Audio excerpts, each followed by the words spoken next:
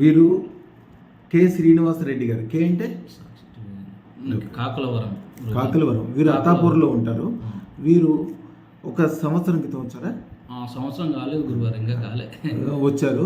వచ్చినప్పుడు అప్పులు, 2 పిల్లలు, అసలు బ్రతుకుతానా లేదా, జీవితం ఒక అగమ్య గోచరం, క్రెడిట్ కార్డు బిల్స్, అంతులేని టెన్షన్స్, అసలు రాత్రులు నిద్రపోయిన సందర్భమే లేదు.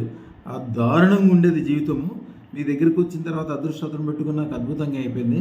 అలాగా మా మిస్సెస్ కూడా బృహత్రత్నం పెట్టాము. పెట్టిన తర్వాత ఆవిడకి కూడా ఆరోగ్యం చాలా బాగుంది. అసలు జీవితం ఇంత అందంగా ఆనందంగా ఉంటుందా అని నాకు ఇప్పుడే అనుమానం వస్తుంది. అసలు అంత ఆనందంగా ఉన్నాను అని వారన్నీ చెప్పడానికి వచ్చారు. ఇప్పుడు వారినే అడిగి ఏం చేస్తారు, ఎట్లా చేస్తారు, ఎక్కడ ఉంటారు అన్నీ అడుగుతాం. అయ్యా, మీ పూర్తి పేరు? నా పూర్తి పేరు కాకులవరం శ్రీనివాసరెడ్డి గురుగారు. అత్తాపూర్లో ఉంటా. నాకు అప్పులు చాలా ఉండే గురుగారు. మీ దర్శనం వచ్చినాక మీ దగ్గర తీసుకున్నాక స్టోను 5 క్యారెట్స్ తీసుకున్న గురుగారు. అప్పుడు కూడా డబ్బులు యాక్చువల్గా కాడుతున్నా గీకే తీసుకున్నా. యాక్చువల్గా చెప్పాలంటే తీసుకున్నా కదా, నాకు ఎందుకో అది డబ్బులు, నాకు అప్పులు పోతూ నాకు ఒక రూట్లో డబ్బులు వస్తున్నాయి. ఇంకా నాకు క్లియర్ అయినాయి. నేను ఇంత చాలుగా నాకు ఎక్కువద్దు అనే స్థాయికి ఒక్కసారి మేము దర్శనం చేసుకొని కృతజ్ఞత ఉండాలి మాకు అని వచ్చి మీ దర్శనం చేసుకొని వెళ్ళాలి. మీరు ఇందాక దండం పెట్టుకునేటప్పుడు కూడా కాళ్ళు ఎంతసేపు కుదరట్లే. మీరు మీకు సంతోషం చెప్తున్నా గురుగారు. నేను నా ఆనందం ఒకరికి మీకు చెప్పాలి కాబట్టి వచ్చినాను. అది మీ పట్నాయక్ గారి గురించి ఏదో చెప్తున్నారు. పట్నాయక్ మా ఉల్లిగే గురుగారు, ఆయన చూసినాక నేను వచ్చేసాను గురుగారు. వచ్చి తీసుకోవాలి, మా పిల్లల్ని కూడా ఒకసారి తీసుకొస్తాను గురుగారు, ఫ్యామిలీని కూడా తీసుకురావాలనుకున్నా. మీ దర్శనం ఇబ్బంది అయ్యి అదృష్టం పెట్టుకున్నాక ఏమేం జరిగిందో అందరికీ చెప్తే చాలా సంతోషం. చాలా అద్భుతాలు జరుగుతాయి గురుగారు. అది ఎట్లా ఉంటుంది అంటే అది వాళ్ళే అనుభవించాలి. వాళ్ళు చూస్తేనే అర్థమవుతుంది నేను చెప్పేది. ఎందుకంటే చాలా అద్భుతం ఉంటుంది. ఎట్లా అంటే మనము ఏ పొజిషన్లో ఉన్నాము, ఏ పొజిషన్కి పోతున్నాము, ఎట్లా జరుగుతుంది అనేది అది ఒక వాళ్ళకే తెలుస్తుంది.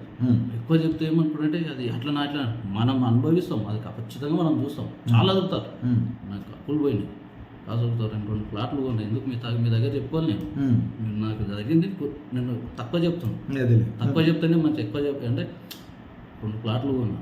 రేపు ఇంకా నేను ఇల్లు కొనాలని ఉంది. మీ ఇల్లు అదృష్టం పెట్టుకున్న వాళ్ళనే, నమ్మకం ఉన్న వాళ్ళని చూడండి. 1 కోటి మందిలో ఒక్కళ్ళు కూడా దీంట్లో ఉండరు. అందరూ సొంత ఇంటికి చేరుకుంటారు.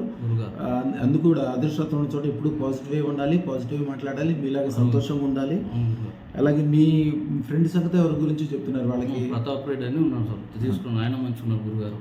మా బంధువులు వాళ్ళు ఒకరు తీసుకున్నారు. ఆమెకైతే అసలు ఆమె సూసైడ్ చేసుకునే స్థాయికి వచ్చింది. ఏమవుతుందో తెలియదు, ఏం తెలియదు. ఇక్కడికి వచ్చినాక ప్రశాంతం కూట ఉన్నది. ఇప్పుడు ఆరోగ్యం మంచిగా ఉంది, ఆమె మంచిగా ఉంది. వాళ్ళైతే నాకు దండం పెట్టడానికి వచ్చాను. అంటే నాకు కాదు, గురువు గారు తీసుకొని నేను మీరు మంచి చోటుకి తీసుకెళ్లారని మీకు దండం పెడుతున్నారు. వాళ్ళు మంచిగా అయింది. ఎట్లా అంటే గురువు గారికి నమస్కారం పెట్టుకోవాలి. నేను పోయి ఒకసారి మీ తరఫున కూడా నేను ఒకసారి కలిసి వస్తానని వచ్చి నేను ఎప్పుడు అందరికీ అదే చెప్తుంటా. సత్సంగం మంచి వాళ్ళ మధ్యలో ఉంటే మంచి జరుగుతుంది. మనిషి కూడా ఇప్పుడు ఏ వ్యాపారం చేసినా, వారం చేసినా, పన్నున్న లేకపోయినా ఒకసారి కలెక్టర్ని కలవాలి, ఏదైనా పోలీస్ ఆఫీసర్ని కలవాలి, ఎమ్మెల్యేని కలవాలి, ఎంపీని కలవాలి. పన్నున్న లేకపోయినా ఇల్లు ఒక డజన్ అరటిపళ్ళు ఇచ్చినా కూడా మంచిదే.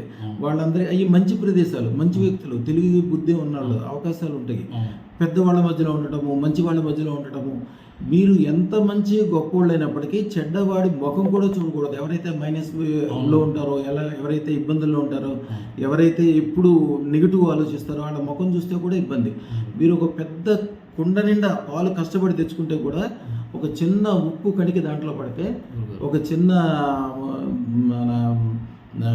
చెడుది విషం కనుక దాంట్లో పడితే పాలు అప్పటికప్పుడే పగిలిపోతాయి. మీరు ఎంత కష్టపడి సంపాదించుకున్నా వేస్టే.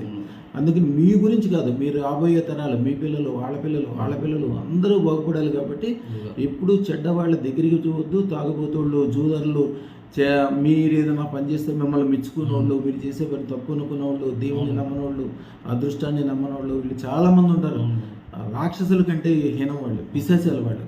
వాళ్ళ ముఖం చూడొద్దు, వాళ్ళ దగ్గరికి పోవద్దు. వాళ్ళు బాగుపడినవారు, వాళ్ళు బాగుపడరు, ఇంకోళ్ళు బాగుపడినవారు. ఎప్పుడు మంచి వాళ్ళ మధ్య, ఒక కలెక్టర్ కావచ్చు, ఒక మినిస్టర్ కావచ్చు, ఒక ధనవంతుడు కావచ్చు, ఒక దేవుడి గుడి కావచ్చు, SBI bank, railway station, laddu మీద తేనె జల్లిన లడ్డు, ఇవన్నీ కూడా పాజిటివ్లు అనమాట. అది తేనె మీద లడ్డు తేనె మంచి తేనె తీసుకొచ్చి లడ్డు మీద చల్లి ఎవరికైనా అప్పుడప్పుడు దానం ఇవ్వటం చాలా మంచిది. అమావాస్య రోజున అన్నదానం చేయగలిగితే చాలా మంచిది. ఇవన్నీ కూడా కేతువుకు అనుకూలంగా చేసి మీరు అనుకునే అదృష్టాలన్నీ ఆటోమేటిక్గా కలగజేస్తాయి. మీరు చెప్తుంటే నేను మధ్యలో ఆఫ్ చేస్తాను, చెప్పండి. చాలా అద్భుతంగా ఉంది గురుగారు. చాలా మంచి పొజిషన్కి వస్తుంది. నేనేమంటున్నా అంటే, నేను ఎందుకు చెప్తున్నా అంటే, మనం ఒక్కరమే కాదు, మనతోటి వాళ్ళు కూడా బాగుపడాలి. బాగుపడుతూనే మన జీవితానికి అర్థం ఉంటుంది. మీలాంటి వాళ్ళు, మీలాంటి ఆశీర్వాదం ఉంటే చాలా మంది మంచి మీ మిస్సెస్కి ఆరోగ్యం ఏంటి? ఆరోగ్యం మనకు ఊకే హెడేక్ గురుగారు. హెడేక్ ఉంటుంటేనే నిద్ర రాకపోవడం, చిరాకు ఉండడం, నిద్ర వస్తుంది, హెల్త్ ఇష్యూస్. ఇక్కడికి వచ్చినాక మంచిగా ఆమె కొంచెం జాబ్ వచ్చింది, ఉద్యోగం